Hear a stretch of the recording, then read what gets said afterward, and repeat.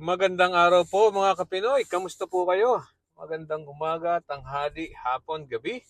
Kahit saan parte ng mundo kayo nandun ngayon. Ano? Ngayon po ay araw ng Lunes. Napasok na naman ang trabaho. At ano ba ngayon? January 27? Yes! Malamig pa rin. It's 28 degrees Fahrenheit. So negative zero pa rin diyan sa inyo. Sa Pilipinas, negative maybe negative 3 or 4. Alright, so ay ay ay. Ano na nangyayari diyan sa Pilipinas? By the way, ako pa nga pala po ay papunta ngayon ng ano ba tawag doon? Laboratory? Yeah, magpapa-blood work. Ginagawa ko po ito every 6 months, ano, as prescribed by the doctor. So, yeah, last yung huling blood work ko that was I think August or July ay okay naman po. Wala namang nakitang sama. Dire-diretso lang daw ang buhay. Alright, so, yes, kamusta naman kayo dyan sa Pilipinas, ano? Talaga naman mukhang tumatahimik na ang issue ng impeachment. Mukhang natabunan ng issue ng budget, ano? So, yung issue ng impeachment kay Sara Duterte, aba, ay hanggang sa ngayon, January 27, wala pa ring linaw kung kailan ipa-file ng Secretary General ng House ang mga impeachment na verified na daw, no? Verified na, ano kaya hinihintay pa nila, no? Ang sabi, naghihintay daw ng fourth impeachment complaint na sinasabi na to 3 weeks ago na may darating daw ng fourth impeachment complaint. Mukhang pinasasayaw lang ata tayo, no? Mukhang hindi naman talagang darating yon. At saka binibitin-bitin ng pagpa-file niyan sa sa opisina ng speaker, ano, kasi kailangan po may file po sa ano ng opisina ng speaker. Hanggang sa ngayon hindi pa na ipafile, ano?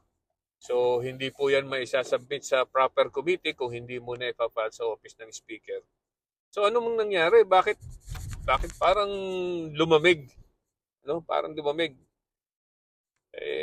Sa tingin ko po pinakang malaking dahilan diyan ay yung pagkakasabi ni Bongbong Marcos. Ano, mukhang dinaga, mukhang natakot, ano?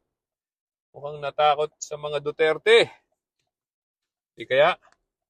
Mukhang natakot to. Dahil alam niyo kung bakit. Aba, ay simula po nung sinabi niya na walang may gagawang maganda o may tutulong o may sa mga buhay ng Pilipino ang impeachment. Ayan, lumamig ang mga congressman. Natakot na rin. Ano? Kahit pa sabihin na yun ay opinion lang ni Bongbong Marcos, ay siyempre, alam nyo na,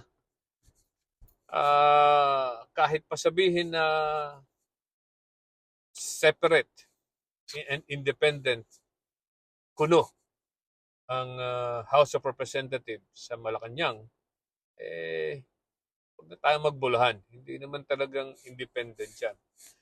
Yan ay kung ano ang kumpas ng presidente, yun din ang gagawin ng legislative. Ano? So, sa kumpas na to, aba ay pinalabas lahat ng kalokohan ni Sara Duterte. Ano? Lahat ng mga kalokohan nila, lahat ng kalokohan ng mga Duterte, kahit nung panahon ni Digong, lahat pinalabas sa House of Representatives, ano? Lahat ng issue. Pero at the time na i-file na yung impeachment complaint, 3 na. Ay wala. Bumahag ang buntot ni Bongbong Marcos. Ano? At ang sinasabi ngayon ay it's not the right time para daw i-file ang impeachment. Saan ba nanggagaling yung sinasabing it's not the right time?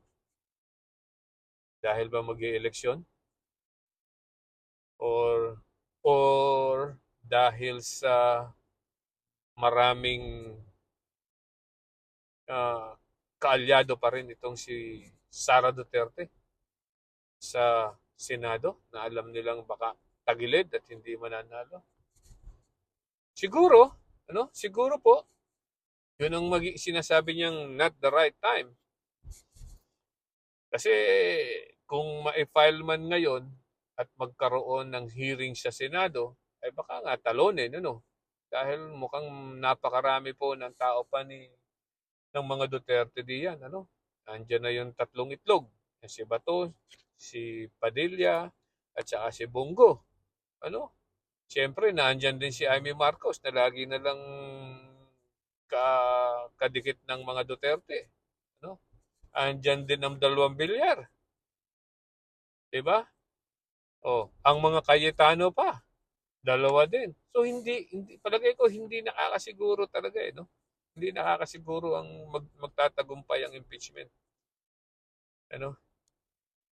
So ang gagawin na lang siguro ay ipafile ang impeachment ngayon para siguradong nakafile ngayon. And then, siyempre, hindi may imbestigahan yan. So, pagkatapos na siguro ng eleksyon. Kasi between the election and the, what we call this, yung assumption ng office ng mga bagong congressman, siguro may mga 10 pang session days yun.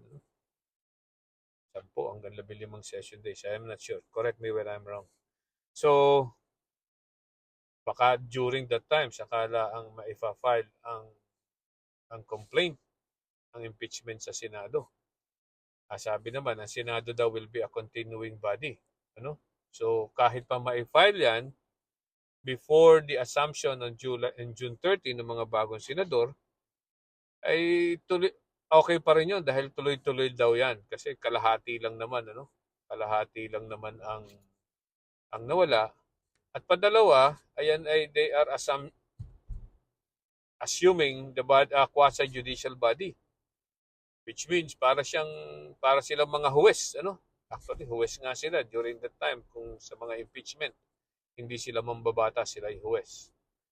So para lang po yung isang korte na maraming nabinbin na kaso, pero yung judge na ay nawala or nalipat or kung saan man, nabakante yung husgadong yun, and then, hindi po ibig sabihin, dismiss na yung mga kasong yun.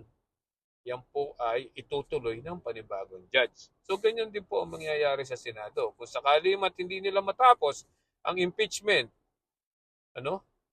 ngayon, tuloy pa rin po yan dahil meron pong another set of senators.